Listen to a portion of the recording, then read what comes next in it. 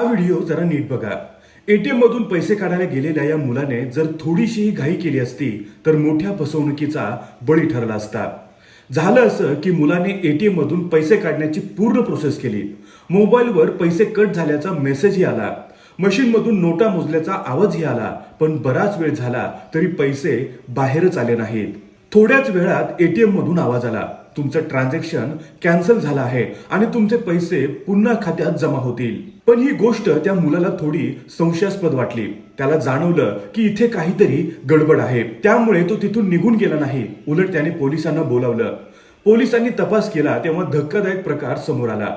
पैसे बाहेर येतात त्या स्लॉटवर एक बनावट बॉक्स लावण्यात आला होता, त्यामुळे मशीन मधून बाहेर येणाऱ्या नोटा त्याच बॉक्समध्ये अडकून पडत होत्या। एवढंच नाही तर तिथे एक छोटंसं डिव्हाइसही लपवून ठेवण्यात आलं होतं। त्यातून एटीएमचा आवाज असल्यासारखी रेकॉर्ड केलेली ऑडिओ क्लिप वाजवली जात होती, जेणेकरून लोकांना काहीच संशय येऊ नये।